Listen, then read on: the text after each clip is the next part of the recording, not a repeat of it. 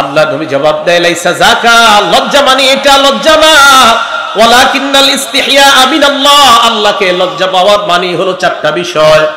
এক নাম্বার, আন তাহফাজার রাসা ওয়া মা ওয়া, এই মাথা আর মাথার আশেপাশের অঙ্গগুলা গুনাহ থেকে হেফাজত করা।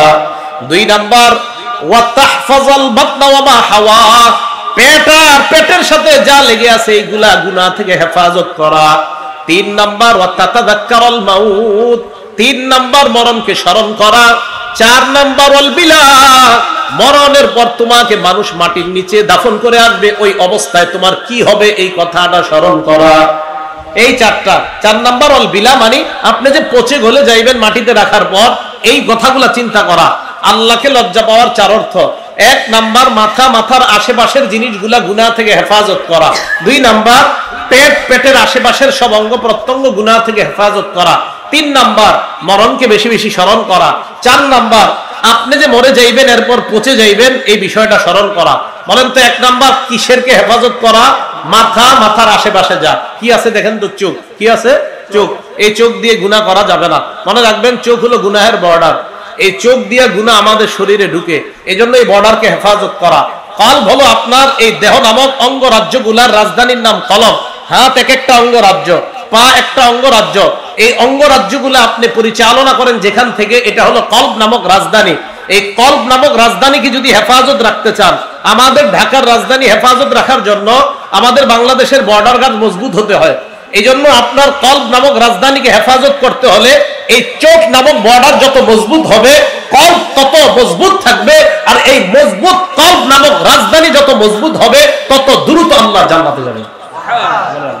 ইয়া বানি আদম قد انزلنا عليكم لباسا يواري سوآتكم وريشا, হে আদম সন্তান, আমি তোমাদের জন্য পোশাক নাজিল করলাম। ইওয়ারি সাওআতিকুম, যেই পোশাক তোমাদের লজ্জাস্থান ঢেকে রাখবে। ওয়ারিশা, যেই পোশাক তোমাদের জন্য সৌন্দর্যতার কারণ হবে। তাহলে স্বভাবগতভাবে মানুষ লাজুক, মানুষের স্বভাবগতভাবে মানুষ বুঝতে পারছে লজ্জাস্থান খুলে যাওয়াটা এটা লজ্জাশীলতা। আর আল্লাহ মানুষের ওই স্বভাবগত লজ্জাশীলতা দূর করার জন্য মানুষকে ওই লজ্জাশীল, যেই কারণে মানুষ লাজুক হবে, যে অঙ্গগুলা ঢেকে রাখতে হয় লজ্জাশীলতার গুণে গুণান্বিত হওয়ার জন্য, এই লজ্জাশীলতার পোশাক হিসাবে আল্লাহ মানুষের এই শরীর ঢাকার জন্য আর সৌন্দর্যতার জন্য আল্লাহ পোশাক নাজিল করলেন, পোশাক দিলেন আমাদেরকে। আজকে আমরা পোশাক পরে বসে আছি। তাহলে এক নাম্বার বিষয় আমরা জানলাম, মানুষ স্বভাবগতভাবেই লাজুক। দুই নাম্বার, ঈমানের সৌন্দর্য লজ্জাশীলতা। ঈমানের পোশাক তাকওয়া। দুইটা শব্দ বললাম, বলেন ঈমানের পোশাক কি? তাকওয়া। আর ঈমানের সৌন্দর্য লজ্জাশীলতা। ওয়াহাব ইবনে মুনাব্বিহ রাহমাতুল্লাহি আলাইহি বলেন, আল ঈমানু উরিয়ান লিবাসুহু আত-তাকওয়া ওয়া জিনাতুহু আল হায়া। ওয়াহাব ইবনে মুনাব্বিহ রাহমাতুল্লাহি আলাইহি বলেন, ঈমান খোলা একটা জিনিস, এই খোলা জিনিসটার পোশাক হলো তাকওয়া। ঈমান খোলা জিনিস, এটাকে তাকওয়ার পোশাক পরাতে হবে। তো পোশাক পরাইলে হয় না। একটা মেয়েকে পোশাক পরায়া আমরা তাকে নতুন দুলার সামনে দেখাইতে নিয়ে যাই না, তাকে আমরা সাজাই। সাজানোর পর কেউ দেখতে আসলে মেয়েটাকে আমরা বর পক্ষের সামনে উপস্থিত করি। ঈমান, এটার পোশাক হলো তাকওয়া। আর ঈমানের সৌন্দর্যতার নাম হলো লজ্জাশীলতা। তাহলে লজ্জাশীলতা, ঈমানের সৌন্দর্যতা, পোশাক হলো তাকওয়া। তিন নাম্বার কথা, আমার আপনার আমাদের মাঝে যাদের যত বেশি লজ্জা, তাদের দোষ তত বেশি আল্লাহ মানুষের চোখ থেকে আড়াল করে রাখবে। অতীত যুগের সালফে সালিহিনদের উলামায়ে কেরাম, তাদের বক্তব্য হলো, মান কাসাহুল হায়া সাওবা লাম ইয়ারান নাস আইবা। কোন ব্যক্তি যদি লজ্জাশীলতার পোশাক পরে নেয়, লাম ইয়ারান নাস আইবা, মানুষ তার দোষ ত্রুটি দেখতে পায় না, মানুষ তার দোষ ত্রুটি গুলা বেশি খুঁজে পায় না। কারণ লজ্জা থাকলে মানুষ দোষ করতেও ভয় পাবে, যে আমি অপরাধ করলে মানুষ জানবে, মানুষ আমাকে খারাপ বলবে। তাই লজ্জাশীলতার গুণ যার মধ্যে আছে, তার দোষগুলাও মানুষের থেকে ঢেকে থাকবে। 4 নাম্বার, এই কথাটা মুখস্থ করবেন, সকল ধর্মের একটা স্বতন্ত্র বৈশিষ্ট্য আছে। ইসলাম ধর্মের স্বতন্ত্র বৈশিষ্ট্যের নাম লজ্জা। বলেন তো সবাই, ইসলাম ধর্মের স্বতন্ত্র বৈশিষ্ট্যের নাম লজ্জা। আবার ইসলাম ধর্মের স্বতন্ত্র বৈশিষ্ট্যের নাম লজ্জা। এখন কোন ব্যক্তি যদি দাবি করে আমি মুসলমান, আমি কোরআন রিসার্চ কম করি না হুজুরদের চাইতে, আমি হাদিস রিসার্চ কম করি না হুজুরদের চাইতে, আমি 24 ঘন্টার মধ্যে 18 ঘন্টায় কোরআন হাদিস রিসার্চ করি, এই মৌলবীরা বুঝে কি? তো এই বুঝার পরে যদি উনি বলে যে মৌলবীরা বলে যে নারীরা পোশাক ছাড়া বাইরে বের হওয়াটা এটাকে নাকি অন্যায় বলে হুজুররা, উনি বুঝাইতে চায় পোশাক ছাড়া অর্ধাঙ্গ হয়ে একটা নারী রাস্তায় চলাফেরা করাটা এটা উনি কোরআন সুন্নাহ রিসার্চ করে বুঝছে। তো এই বুঝে যদি কোনো মানুষ বুঝে আর মুসলমান দাবি করে, তো তাকে স্পষ্ট বলে দেওয়া আপনি মুসলমান ঠিক, কিন্তু ইসলামের স্বতন্ত্র একটা বৈশিষ্ট্য আসে লজ্জা, ওই লজ্জা নামক স্বতন্ত্র বৈশিষ্ট্য আপনার মধ্যে নেই। দলিল ইবনে মাজাহ কিতাবের নাম, হাদিস নাম্বার 4181 নাম্বার হাদিস।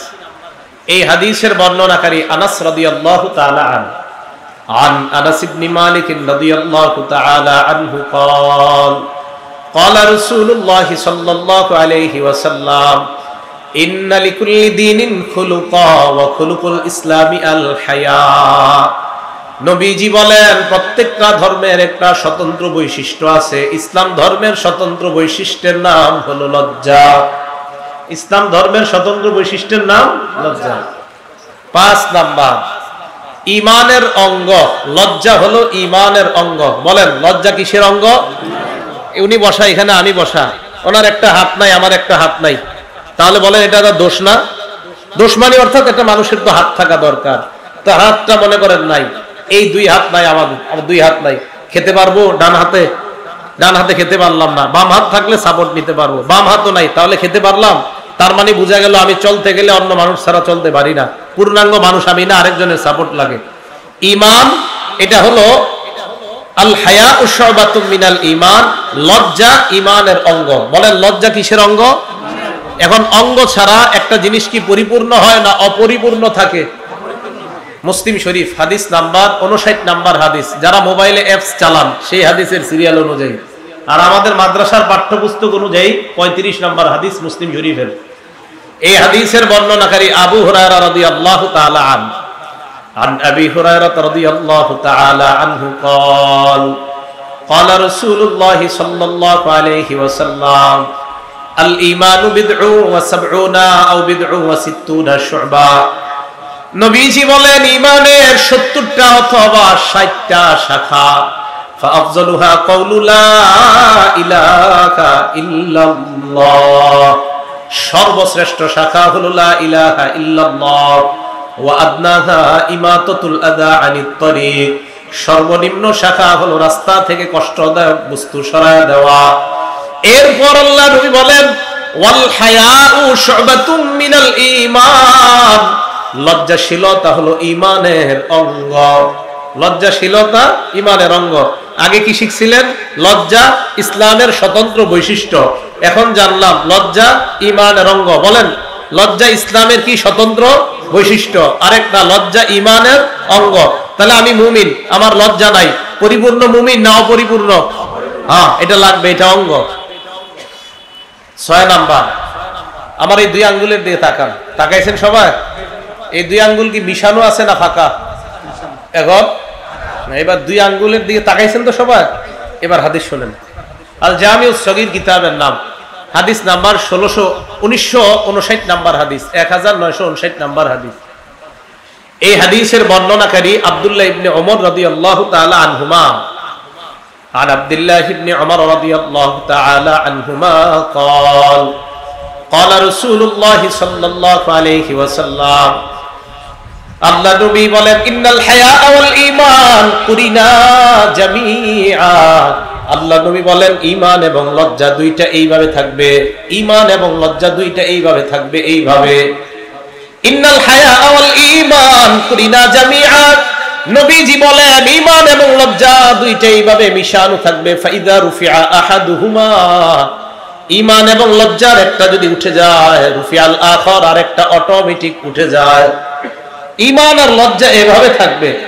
লজ্জা কমতেছে, ইমান কমতেছে, লজ্জা কমতেছে, ইমান কমতেছে, লজ্জা কমে, ইমান কমে। লজ্জা আর ইমান একসাথে থাকবে, একটা কমবে তো আর একটা কমবে। তো যারা বলে যে আমি কোরআন রিসার্চ করি, হাদিস রিসার্চ করি, কিন্তু উনি লজ্জাশীলতা বুঝে না, তো তাকে জানিয়ে দেওয়া দরকার আপনি এত কিছু রিসার্চ করার পরেও আপনার ইমান দিন দিন কমতেছে, কারণ আপনার লজ্জা এত কমতেছে, এক পর্যায়ে আমরা আশঙ্কা করি আপনার না জানি ইমান চলে যায়। তাহলে বলেন তো, লজ্জা আর ইমান আলাদা থাকবে না একসাথে? কমবে একটা আর একটা কমবে। 7 নাম্বার, লাজুক ব্যক্তি জান্নাতে যাবে। সুবহানাল্লাহ। লাজুক ব্যক্তি কোথায় যাবে? জান্নাতে যাবে। আবু হুরায়রা রাদিয়াল্লাহু তাআলা আনহুর বর্ণনা, তিরমিজি শরীফের হাদিস। এবার আমার 3 আঙ্গুল দিকে তাকান। এই আঙ্গুলের নাম জান্নাত। এই দেখেন, এই যে জান্নাত, এই দেখেন জান্নাত, ঈমান, লজ্জা। বলেন কয় আঙ্গুল? এই জান্নাত, ঈমান, লজ্জা। عن أبي هريرة رضي الله تعالى عنه قال قال رسول الله صلى الله عليه وسلم আবু হুরায়রা রাদিয়াল্লাহু তাআলা আনহুর বর্ণনা, আল্লাহ নবী বলেন, আল হায়াউ মিনাল ঈমান, লজ্জা হলো ঈমানের অংশ।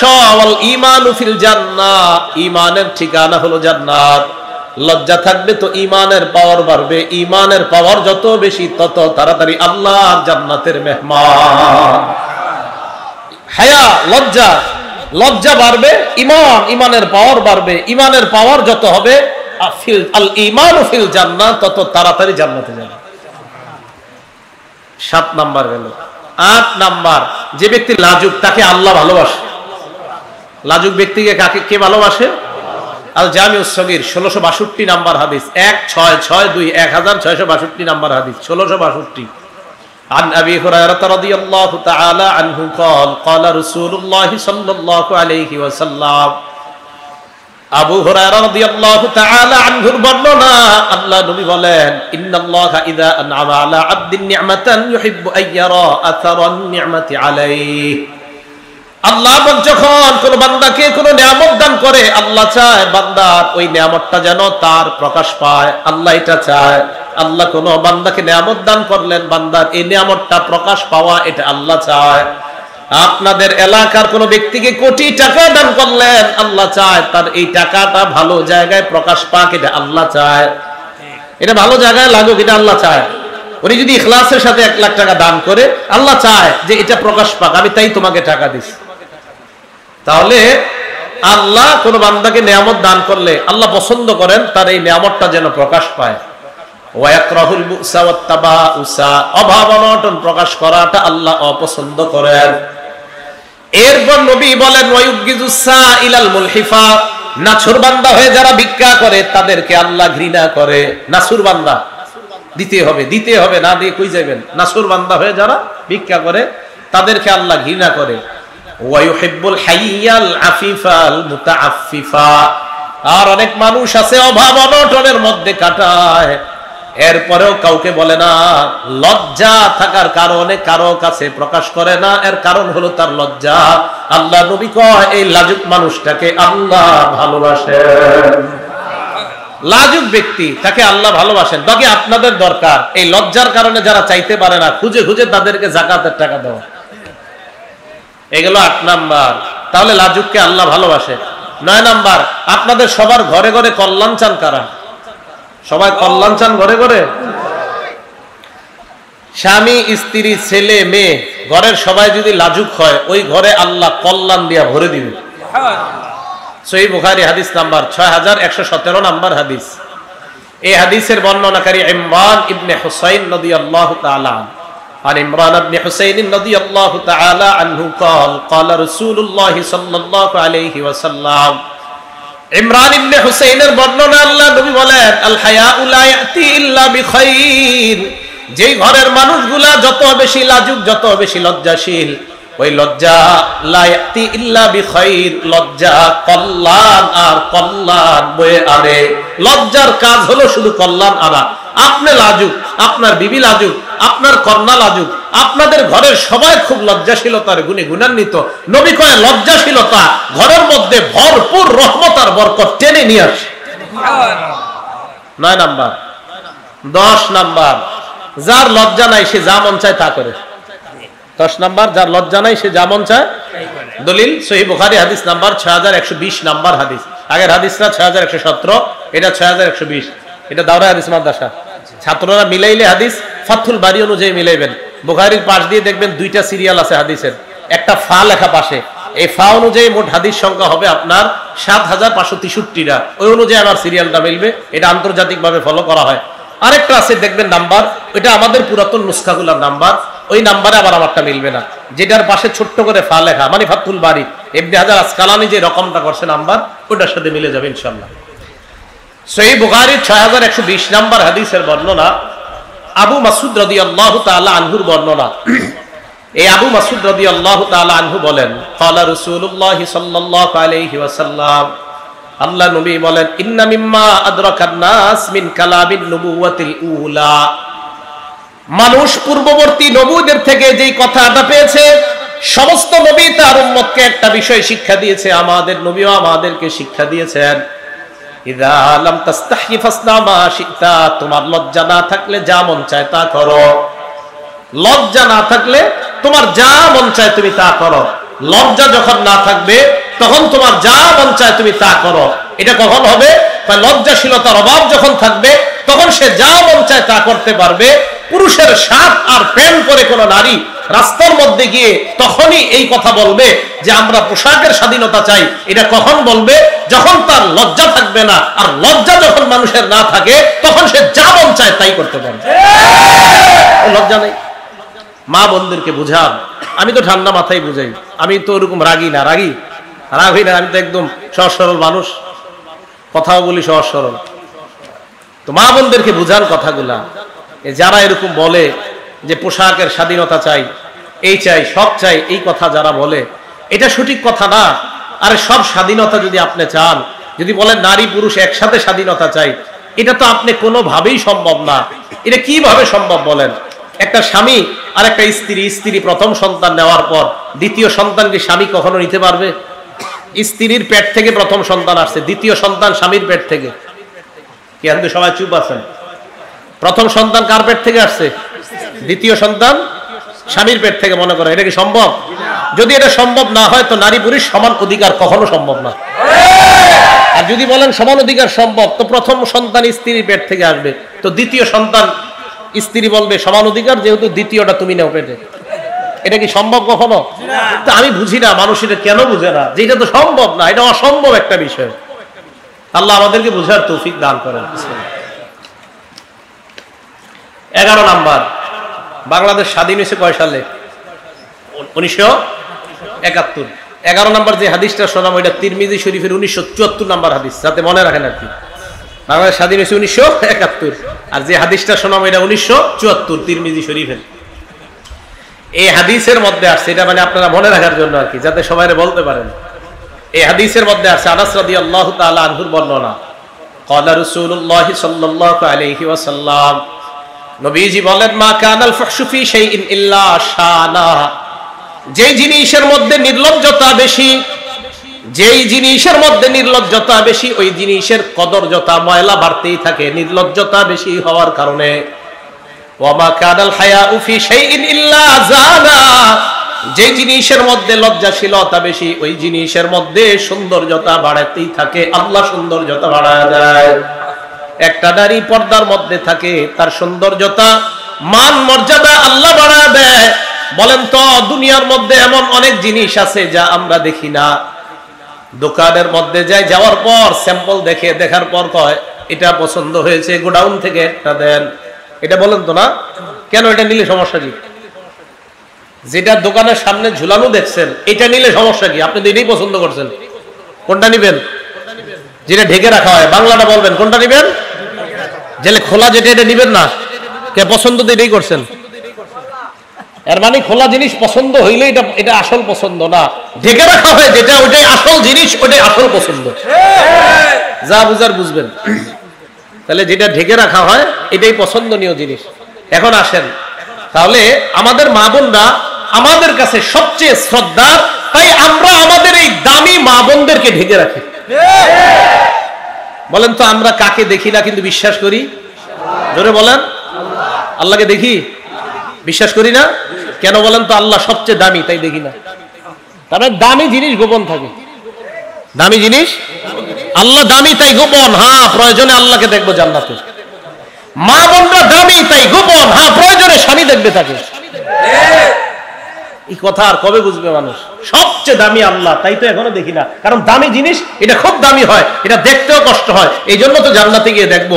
মা বোনরা যারা পর্দায় থাকে, এটা দামি জিনিস, তাই এটাকে দেখতে অনেক নিয়ম শৃঙ্খলা করে ওই হুজুরের বাসায় গিয়ে প্রস্তাব দিতে হয়। অন্যথায় যদি খোলামেলা থাকে, এটা নিয়ম শৃঙ্খলা করতে হয় না, চা দোকানের সামনে বসে পছন্দ করলে হয়। দামি জিনিস গোপন থাকে, এগুলা মানুষ কেন বুঝে না আমি বুঝি না। দামি জিনিস গোপন থাকে, আল্লাহ বুঝার তৌফিক দান করেন। আমিন। তাহলে মা কানাল হায়াউ ফি শাইইন ইল্লা জানা, যে জিনিসের মধ্যে লজ্জাশীলতা বেশি, এটার সৌন্দর্যতা বাড়ায় দেয় কে? আল্লাহ। আল্লাহ আমাদের মা বোনদেরকে সকলকে বুঝার তৌফিক দান করেন। আমার যে বোনেরা বলছে পোশাকের স্বাধীনতা চাই, তারাও না বুঝে বলছে, তাদেরকে আল্লাহ বুঝার তৌফিক দান করেন। আমিন। এবার আসেন, লজ্জা চার প্রকার। বলেন তো সবাই, লজ্জা কয় প্রকার?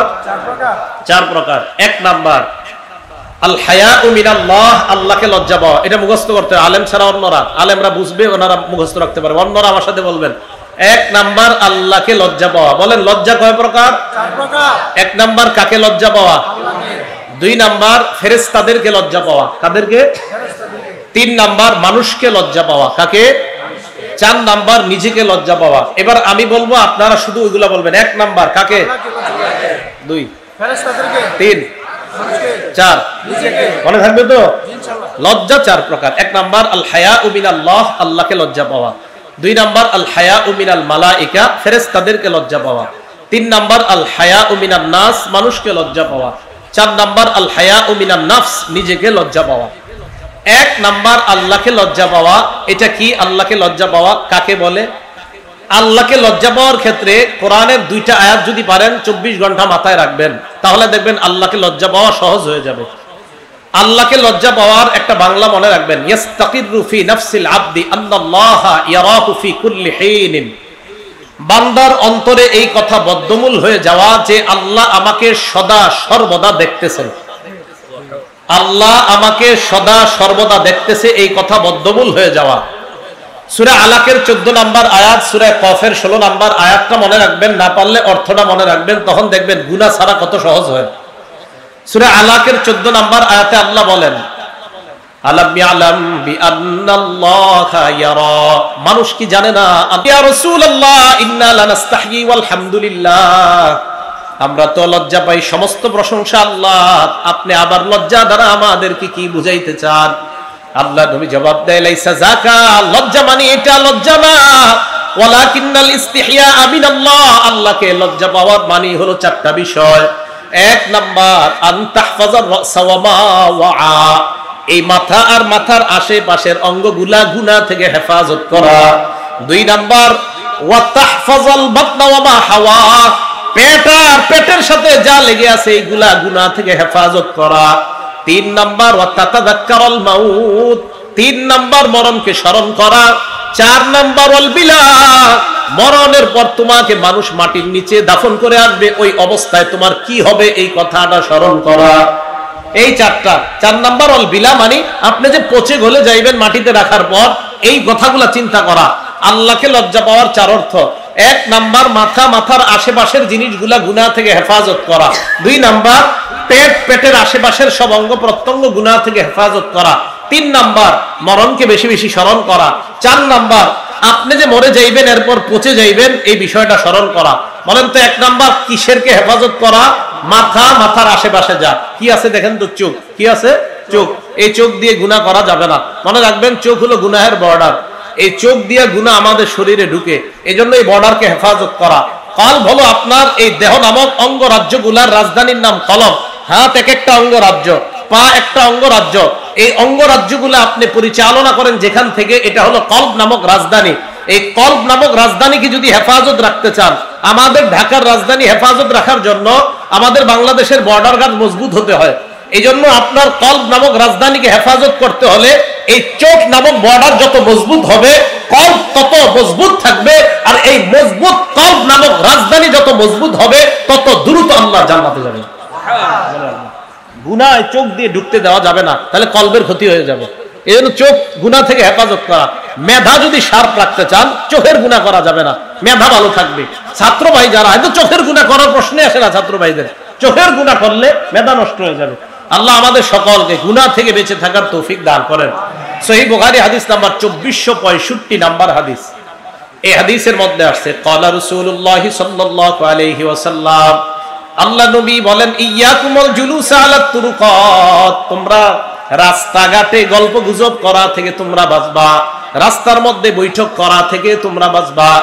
সাহাবারা বললেন, ইয়া রাসূলুল্লাহ মা লানা বুদ্দুন ইন্নামা হিয়া মাজালিসুনা নাতাহাদ্দাসু ফিহা, রাস্তার মধ্যেই তো আমরা ধর্মীয় আলোচনা করি, রাস্তার মধ্যে বসা ছাড়া আমাদের কোনো উপায় নাই। আল্লাহ নবী বলেন, ফাইন আবাইতুম ইল্লাল মাজালিস, রাস্তায় যদি বসতেই হয় ফাআতুত তরিক হাক্কা, রাস্তার 5টা হক আদায় করবা। বলেন রাস্তার হক কয়টা? বলেন লজ্জা কয় প্রকার? ভুলে গেছে, লজ্জা কয় প্রকার? 1 নাম্বার কাকে লজ্জা পাওয়া? আল্লাহকে লজ্জা পাওয়ার কয় অর্থ? 1 নাম্বার কাকে হেফাজত করা? মাথার আশেপাশের এগুলো হেফাজত করা। মাথার আশেপাশে একটা অঙ্গের নাম কি? চোখ। এই চোখকে গুনাহ থেকে হেফাজত করা। সহিহ বুখারী 2465 নাম্বার হাদিসে নবী বলছে রাস্তার হক কয়টা? 5টা। 1 গদ্দুল বাসর, নজর নিচের দিকে রাখা, এটা হলো 1 নাম্বার হক রাস্তার। গদ্দুল বাসর, দৃষ্টি নিচে রাখা। 2 নাম্বার ওয়াকাফুল আযা, রাস্তা থেকে কষ্টদায়ক বস্তু সরায় দেওয়া। 3 নাম্বার রদ্দুস সালাম, সালামের জবাব দেওয়া। 4 নাম্বার আমরুন বিল মারুফ, নেক কাজের আদেশ করা। রাস্তা দিয়ে যাইতেছেন, ভাই চলেন নামাজে চলেন, নেক কাজের আদেশ করা। 5 নাম্বার নাহিয়ুন আনিল মুনকার, অসৎ কাজ থেকে নিষেধ করা। একজনে সিনেমা দেখতেছে রাস্তায় দাঁড়া, এই চলো এখান থেকে চলো, অসৎ কাজ থেকে নিষেধ করা। বলেন রাস্তার হক কয়টা? 5টা। 1 নাম্বার দৃষ্টি নিচে রাখা, 2 নাম্বার কষ্টদায়ক বস্তু সরায় দেওয়া, 3 নাম্বার সালামের জবাব দেওয়া, 4 নাম্বার নেক কাজের আদেশ করা, 5 নাম্বার অসৎ কাজ থেকে নিষেধ করা। আল্লাহ রাস্তার এই 5টা আদায় করার তৌফিক দান করেন। তাহলে আল্লাহকে লজ্জা পাওয়ার 4 অর্থ, 1 নাম্বার মাথার আশেপাশে যা আছে এইগুলাকে হেফাজত করা। মাথার সাথে আরেকটা অঙ্গ আছে, এটার নাম জিহ্বা, জবান। সহিহ বুখারী হাদিস নাম্বার 6474 নাম্বার হাদিস। ক্বালা রাসূলুল্লাহ সাল্লাল্লাহু আলাইহি ওয়াসাল্লাম, আল্লাহ নবী বলেন, মাইয়াজমানলি মা বাইনা লাহিয়াইহি ওয়া মা বাইনা রিজলাইহি আজমান লাহুল জান্নাহ।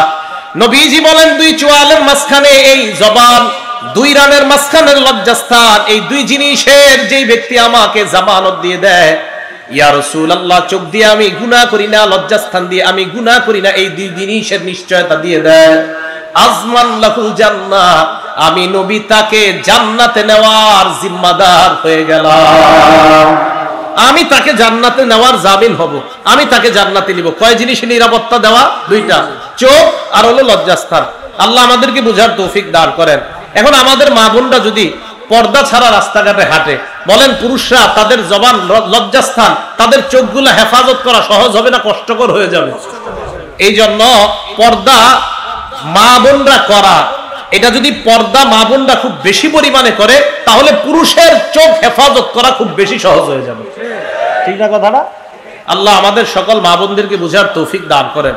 তো 1 নাম্বার মাথার আশেপাশে যা, এগুলাকে হেফাজত করা। 2 নাম্বার পেটের আশেপাশে যা, এগুলা হেফাজত করা। এটা তো বললাম লজ্জাশীলতা, আপনার লজ্জাস্থানকে হেফাজত করা। হাত, এই হাতকে মানুষকে কষ্ট দেওয়া থেকে হেফাজত করা। সহিহ বুখারী হাদিস নাম্বার 10 নাম্বার হাদিস। ক্বালা রাসূলুল্লাহ সাল্লাল্লাহু আলাইহি ওয়াসাল্লাম, আল মুসলিমু মান সালিমাল মুসলিমুনা মিন লিসানিহি ওয়া ইয়াদিহি, মুসলমান ওই ব্যক্তি যে ব্যক্তির জবান এবং হাতের কষ্ট দেওয়া থেকে অন্য মুসলমান নিরাপদ থাকে। আমি মুখ দিয়ে কোনো মুসলমানকে কষ্ট দেই না, আমি হাত দিয়ে কোনো মুসলমানকে কষ্ট দেই না, তাহলে আমি প্রকৃত মুসলমান। ওয়াল মুহাজিরু মান হাজারা মা নাহাল্লাহু আন, মুহাজির প্রকৃত ওই ব্যক্তি যেই ব্যক্তি আল্লাহর নিষিদ্ধ বিষয়গুলা থেকে নিজেকে বাঁচিয়ে রাখে, যে ব্যক্তি আল্লাহর নিষিদ্ধ বিষয় থেকে বেঁচে থাকে, সে হলো প্রকৃত মুহাজির। এখন মুখের একটা গুরুত্বপূর্ণ কথা বলবো, মুখ দিয়ে আমরা কিছু গুনাহ করি, যে গুনাহগুলা করা আমাদের জন্য আসলে ঠিক না। এই মাইকের সামনে বসে আমরা অনেকে ইচ্ছাকৃতভাবে হইলে আল্লাহর কাছে ধরা, ভুল বশত হইলে আল্লাহ মাফ করবে, ভবিষ্যতে যেন না হয়। মাইকে বসে আমরা কি করি? আল্লাহর নামেও মিথ্যা কথা বলি, নবীর নামেও মিথ্যা কথা বলি। মাইকে বসে কার নামে মিথ্যা কথা বলে? আল্লাহর নামে। আবার কার নামে? নবীর নামে। মনে রাখবেন সূরা নিসা, ওয়ামান আসদাকু মিনাল্লাহি হাদিসা, আল্লাহর কথার চেয়ে সত্য কথা আর কারো কথা নাই। ওয়ামান আসদাকু মিনাল্লাহি কিলা, আল্লাহর কথার চেয়ে সত্য কথা আর কারো কথা নাই। ওয়ামান আসদাকু মিম্মান ইফতারা আলাল্লাহি কাযিবা, আল্লাহর নামে মিথ্যা অপবাদ যেই ব্যক্তি দেয় ওই ব্যক্তির চেয়ে বড় জালেম আর কেউ নাই। এখন আপনি মাইকের সামনে বলতেছেন বৈশা আল্লাহ এটা বলছে, আল্লাহ এটা বলছে, আসলে আল্লাহ এটা বলে নাই, এটা আল্লাহর নামে মিথ্যা অপবাদ, এটা আল্লাহ বলে নাই। এটা সাবধানতা অবলম্বন করা দরকার। এই জবান দিয়ে কথা বলা হয় যেটা আল্লাহ বলছে, আল্লাহ বলে না, এটা কোথাও পাবেন না, কোনো কিতাবে পাবেন না, কিন্তু বলতেছে আল্লাহ বলছে। আল্লাহর নামে মিথ্যা অপবাদ এই জবান দিয়ে দেওয়া যাবে না। এটা আমি আমাকে বলতেছি, আমার দ্বারা যেন কখনো এটা না হয়। 2 নাম্বার, রাসূল আকরাম সাল্লাল্লাহু আলাইহি সাল্লামের নামে কোনো মিথ্যা কথা ইচ্ছাকৃতভাবে এখানে বসে বলা যাবে না। কার নামে বলেন সবাই, কার নামে? রাসূল আকরাম সাল্লাল্লাহু আলাইহি সাল্লামের নামে।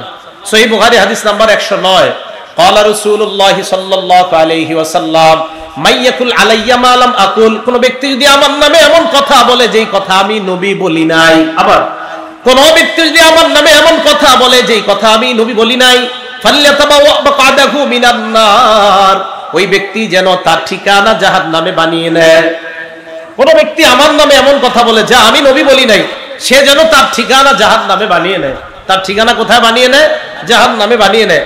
আল্লাহর নামে একটা মিথ্যা কথা বিভিন্ন জায়গায় শোনা যায়, কি আল্লাহ নাকি বলছে কুনতু কানজান মাখফিয়ান, আমি ছিলাম সঞ্চিত ধনভাণ্ডার, গোপন ধনভাণ্ডার। ফাআহবাবতু আন উরাফা, আমি চাইলাম মানুষের মাঝে প্রকাশ হইতে।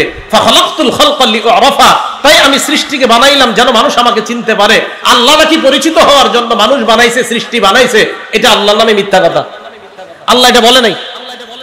রাসূল আকরাম সাল্লাল্লাহু আলাইহি সাল্লামের নামে মিথ্যা কথা। কি মিথ্যা কথা?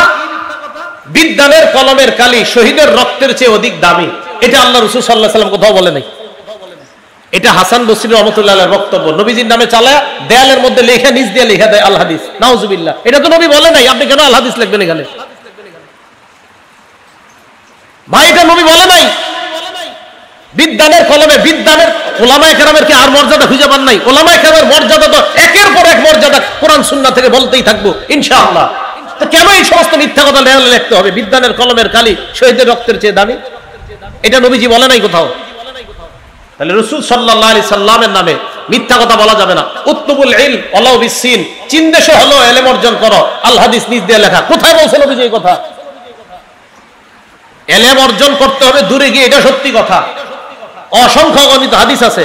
প্রায় 1500 মাইল সফর করে কাইস ইবনে কাসিরের বর্ণনা, দামেস্কের মসজিদে উনি বসা নবীর সাহাবার সাথে, যে এক ব্যক্তি আসছে, আসার পর নবীর সাহাবাকে কয় আমি শুনেছি আপনার কাছে একটা হাদিস আছে, এই হাদিস শোনার জন্য আপনার কাছে আসছি।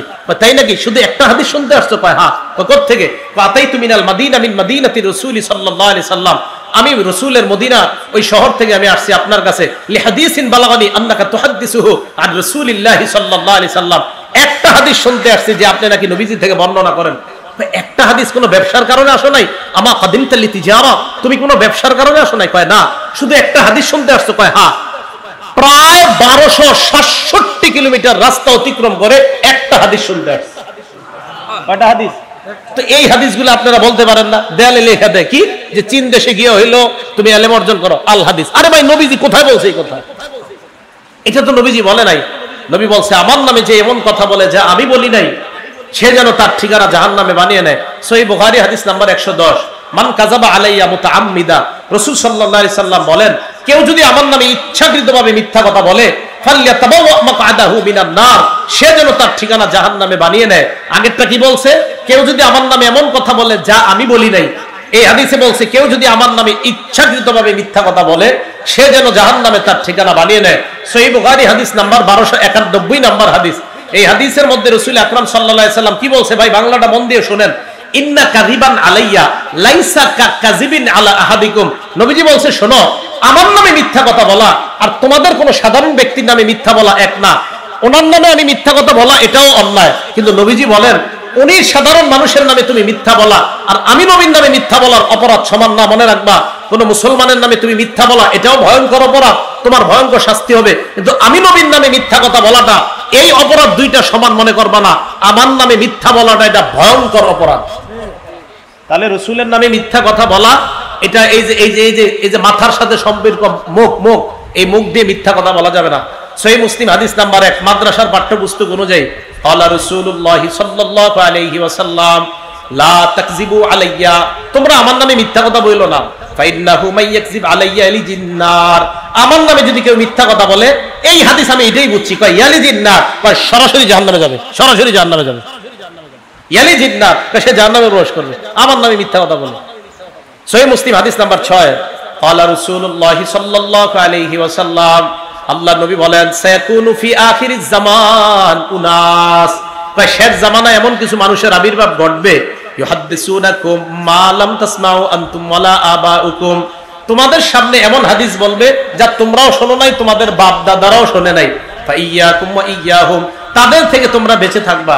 সহিহ মুসলিম হাদিস নাম্বার 7, ক্বালা রাসূলুল্লাহ সাল্লাল্লাহু আলাইহি ওয়াসাল্লাম, ইয়াকুনু ফি আখিরি উম্মতি দাজ্জালুনা কাজ্জাবুন, শেষ জামানায় আমার উম্মতের মধ্যে এমন কিছু মিথ্যাবাদী দাজ্জালের আবির্ভাব ঘটবে, ইয়াতুনাকুম মিনাল আহাদিস, যারা তোমাদের সামনে এমন হাদিস পেশ করবে, মা লাম তাসমাউ আনতুম ওয়ালা আবাউকুম, যা তোমরাও শোনো নাই, তোমাদের বাপ দাদারাও শুনে নাই।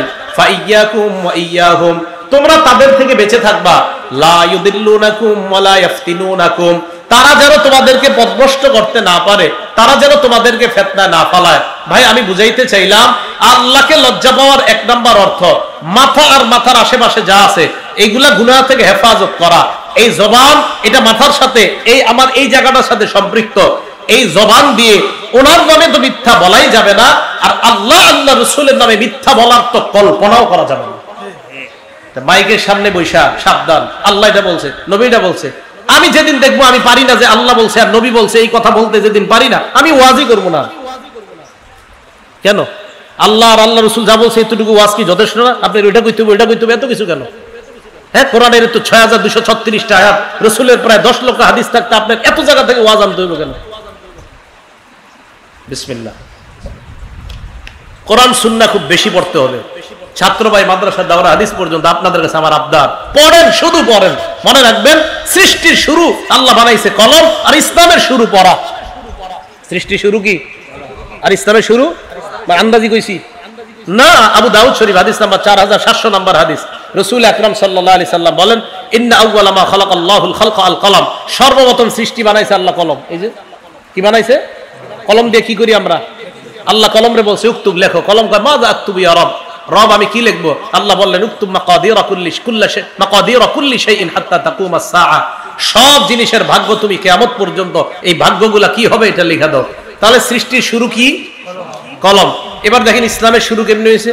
সহিহ বুখারী হাদিস নাম্বার 3, একদম বুখারী শরীফ খুললেই নবীজি সাল্লাল্লাহু আলাইহি সাল্লাম তাহান্নুস করতে লাগলেন, রাত্রিকালীন ইবাদত করতে লাগলেন। জিবরিল আমিন নবীজির কাছে আসছে, আসার পর বললেন ইকরা ইয়া মুহাম্মদ, আগে বলছে পড়েন পড়েন হে মুহাম্মদ। তো ইসলামের নবীজির সাথে জিবরিল আমিনের কথা শুরু হয়েছে পড়া দিয়া, দুনিয়া শুরু লেখা দিয়া।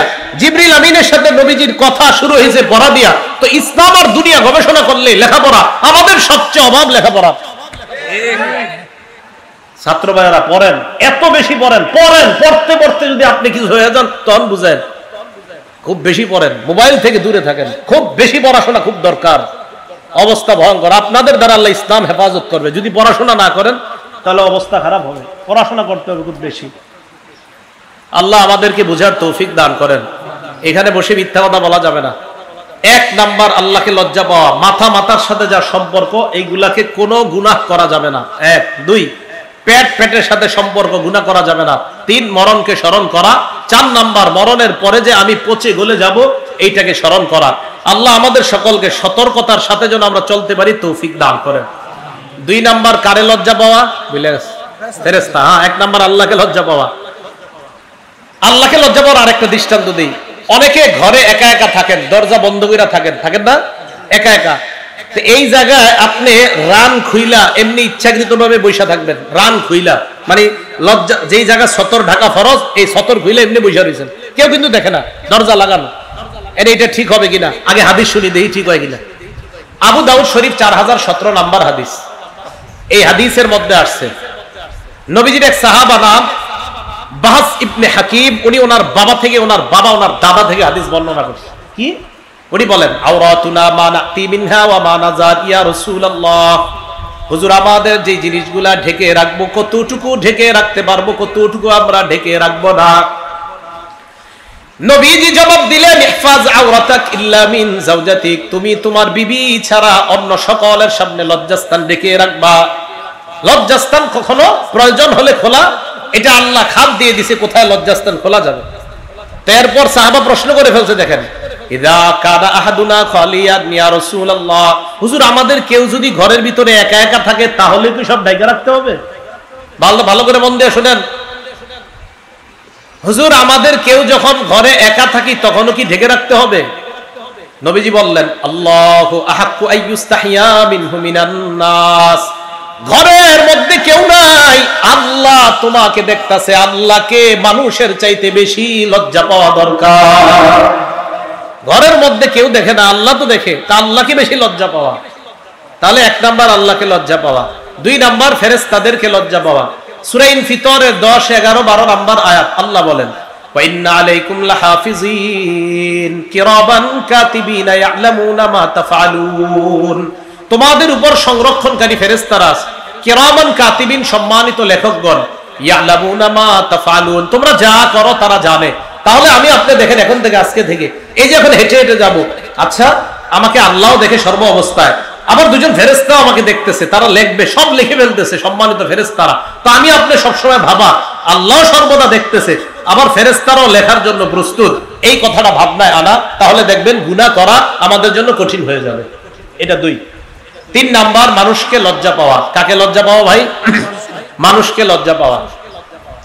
মানুষকে লজ্জা পাওয়ার উদাহরণ কি? নাসাই শরীফের 406 নাম্বার হাদিস, মন দিয়ে শুনেন। আপনাদের এলাকায় নদী আসেনি? নদীতে গোসল করেনি মানুষ? মানে একদম খোলামেলা গোসল করে? খোলামেলায় তো আপনি শরমে কইতেছেন না তো, দেয় তো যায়। হ্যাঁ, পুরুষরা করে না গোসল? নারীরাও করে। হ্যাঁ জি করে। চিন্তা করে আমার এলাকায় না, সমস্যা নাই, আমগো এলাকার নদীতেও করে, আপনাদের এলাকায় তো করে। আচ্ছা হয়তো আপনার এলাকায় করে না, আমাদের এলাকার এদিকে নদীতে আমি দেখছি করে। ঠিক আছে, আপনাদের আল্লাহ হেফাজত করুন। তো নাসাই শরীফের 406 নাম্বার হাদিস, রাসূল আকরাম সাল্লাল্লাহু আলাইহি সাল্লাম, দেখেন আমাদের অনেক পুকুরেও খোলামেলা গোসল করে অনেক মা বোনরা, ঠিক না এটা? নবীজি সাল্লাল্লাহু আলাইহি সাল্লাম এক জায়গা দিয়ে যাইতেছে, আন্না রাসূলুল্লাহি সাল্লাল্লাহু আলাইহি ওয়াসাল্লাম রাআ রাজুলান ইয়াগতাসিলু বিল বারাজ, আল্লাহ নবী দেখলেন এক পুরুষ খোলা জায়গায় গোসল করে, নারী না পুরুষ, পুরুষকে দেখছে খোলা জায়গায় গোসল করে। ফাসাইদাল মিম্বার, আল্লাহ নবী মসজিদে গিয়ে মিম্বরে দাঁড়াইলেন, সাহাবারা অবাক, আল্লাহ নবী এই মুহূর্তে মিম্বরে কেন দাঁড়াইলেন? মিম্বরে দাঁড়ানোর পর ফাহামিদাল্লাহু আসনা আলাই, আল্লাহ নবী আল্লাহর প্রশংসা করলেন, করার পর বললেন, শোনো তোমরা, ইন্নাল্লাহা হালিম, আল্লাহ ধৈর্যশীল, আল্লাহ সহনশীল, হাইয়ুন, আল্লাহ বড় লাজুক, সিত্তিরুন, আল্লাহ মানুষের দোষগুলা গোপন রাখে, আল্লাহ মানুষের দোষগুলা গোপন রাখে। শোনো একটু, তোমরা কি আল্লাহ তোমার দোষগুলা গোপন রাখে, তো তোমরা দি নিজেদেরকে গোপন রাখো না? পরে কি কয় দেখেন, তোমাদের কেউ যখন গোসল করো একটু পর্দা টর্দা দিয়ে গোসল করো। পুরুষরে কইছে, নারীরে না। তাহলে নারীদেরটা কি বলবেন? একটা পুরুষকে দেখছে খোলা জায়গায় গোসল করে, তো নবীজি সাল্লাল্লাহু আলাইহি সাল্লাম বললেন, আর আরেকটা কথা, এমনি পুরুষরা, আমরা যারা ছাত্র ভাইরা গোসল করি, একটা গামছা রাখা দরকার গোসল করার সময়, অন্য যেন আপনার শরীরের দিকে নজর না দেয়। আল আইনু হাক্কুন আর নজরু হাক্কুন, নজর কিন্তু লেগে যায়। তা আপনার উপরে হিংসুক নজর যদি লেগে যায়, আল্লাহ না করুক আপনার শরীরের উপর লেগে যাইলে দেখবেন এই যে শরীর ভাঙা শুরু হবে, হাদিস দ্বারা প্রমাণিত। হিংসার উপর আমার বয়ান আছে লম্বা, তো এই হাদিসগুলো প্রমাণিত। এই জন্য আমরা যারা গোসল করি পুরুষরা, ছাত্ররা একসাথে করতে হয়, তো আমরা অন্তত গামছা রাখা, আমার শরীর যেন অন্য কেউ না দেখে, এই বিষয়গুলো খুব সতর্ক থাকা।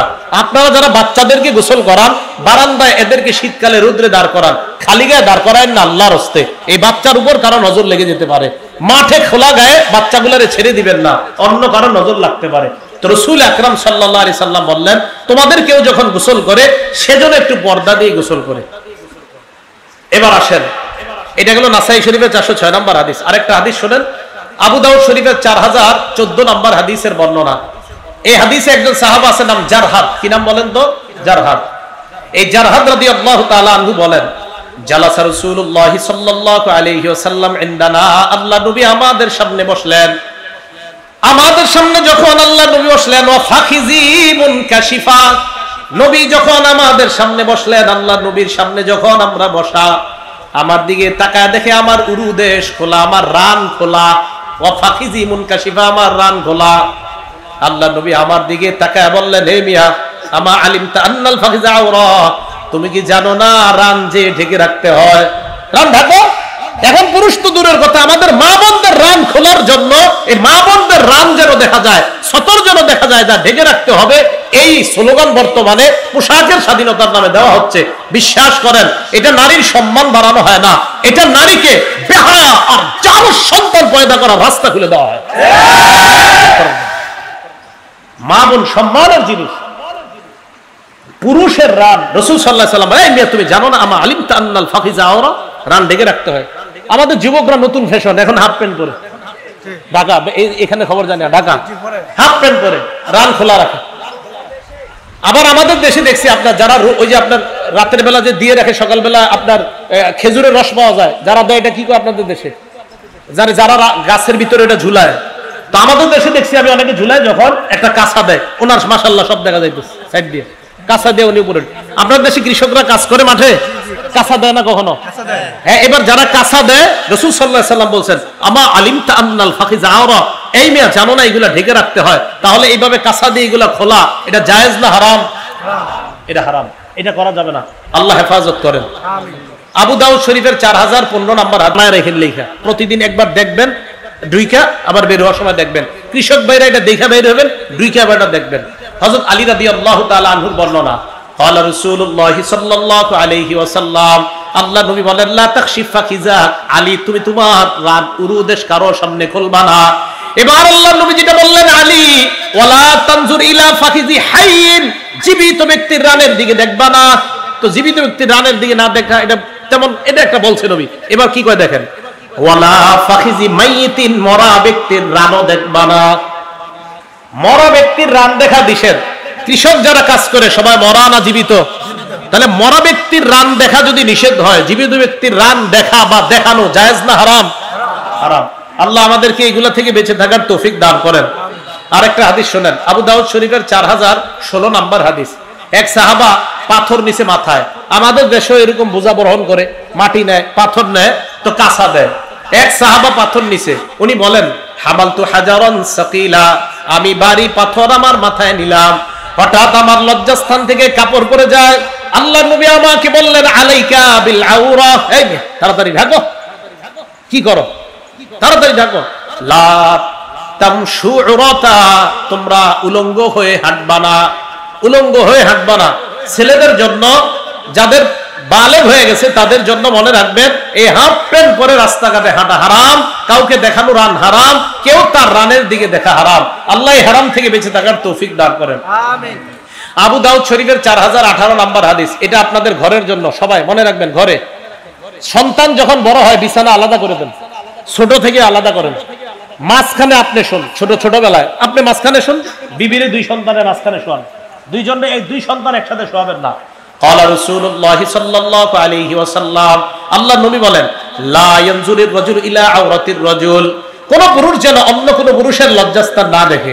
ওয়ালাল মারআতু ইলা আওরাতিল মারআ, অন্য বর্ণনায় ইলা উরিয়াতিল মারআ, কোন নারী যেন অন্য কোন নারীর লজ্জাস্থান না দেখে। ওয়ালা ইউযির রাজুলু ফি সাওবিন ওয়াহিদিন ওয়ালাল মারআতু ফি সাওবিন ওয়াহিদিন, কোন নারী আর কোন নারী, দুই নারী এক বিছানা, এক কাঁথার নিচে যেন না ঘুমায়, দুই পুরুষ দুই ছেলে যেন এক কাঁথার নিচে না ঘুমায়। দুই ছেলে আছে আপনাদের, এই দুই ছেলে একসাথে রাখেন না, ছোট থেকে আলাদা রাখেন। হ্যাঁ, আলাদা রাখেন, এটা অনেক ফায়দা পাবেন, অবশ্যই ফায়দা পাবেন। আর ছেলে মেয়ে একসাথে তো রাখবেনই না ছোটবেলা থেকে। তো রাসূল আকরাম সাল্লাল্লাহু আলাইহি ওয়াসাল্লাম বললেন, ওয়ালা ইউযির রাজুল ইলা রাজুলি ফি সাওবিন ওয়াহিদ, এক ছেলে আরেক ছেলের সাথে এক কাঁথার নিচে, এক মেয়ে আরেক মেয়ের সাথে এক কাঁথার নিচে, এটা ঠিক না। অনেকের সামর্থ্য কম, একটু চেষ্টা করেন। বিছানা যদি আলাদা করতে, খাট যদি আলাদা করার সামর্থ্য না থাকে, এক বিছানা অন্তত আলাদা চেষ্টা করেন, মাঝখানে বালিশ দিয়ে সেপারেট করার চেষ্টা করেন। অথবা আপনারা যারা ঘরে থাকেন, মা থাকলে ছোটবেলা থেকে সন্তান দুইটার মাঝে আপনি শোন, যদি স্বামী অন্যত্র থাকে। বাবা যারা আছেন, আপনারা বিষয়গুলো খেয়াল রাখবেন, কথাগুলো ভাই মনে থাকবে তো ইনশাল্লাহ। এগুলো হলে ইনশাল্লাহ ছোট থেকে সন্তানগুলা লাজুক হবে। আল্লাহ সবাইকে লজ্জাশীলতার গুণে গুণান্বিত হওয়ার তৌফিক দান করেন। আমাদের নবী কেমন লাজুক ছিল একটু শুনবেন। সহিহ বুখারী হাদিস নাম্বার 6102 নম্বর হাদিস। এই হাদিসের মধ্যে আছে, কানা রাসূলুল্লাহ সাল্লাল্লাহু আলাইহি ওয়াসাল্লাম আশাদ্দা হায়াআম মিনাল আযরা'i ফি খিদরিহা, একজন কুমারী নারী পর্দার আড়ালে যতটা লাজুক, এর চাইতে বেশি লাজুক ছিলেন আমাদের নবী। একটা কুমারী মেয়ে পর্দার আড়ালে যতটা লাজুক, এর চেয়ে বেশি লাজুক ছিলেন মুহাম্মদ সাল্লাল্লাহু আলাইহি ওয়াসাল্লাম। আম্মাজান আয়েশা সিদ্দিকা একটা হাসির হাদিস আমাদেরকে শোনাইছে, শোনাবনি? সহিহ বুখারী হাদিস নাম্বার 314। এই হাদিসের মধ্যে আছে এক নারী নবীজির কাছে মাসালা জিজ্ঞেস করতে আসছে। আসার পর কয়, ইয়া রাসূলুল্লাহ, আন্না ইমরাআতান সালাতিন নবী সাল্লাল্লাহু আলাইহি ওয়াসাল্লাম আন গুসলিহা মিনাল হাইজ। আমাদের মা বোনরা মাসে একটা অসুস্থতা হয়, যেটা আপনারা জানেন। তো এই অসুস্থতায় এক নারী নবীজির কাছে আসছে। আয়েশাকে, হুজুর আমি পবিত্র হব কিভাবে? তো নবীজি বললেন, খুজি ফিরসাতাম মিন মিসকিন, তুমি কস্তুরী লাগানো একটা টুকরা নাও, নেকড়া নাও, তাতাহহারি বিহা, এরপর এটা দিয়ে তুমি পবিত্রতা অর্জন করো।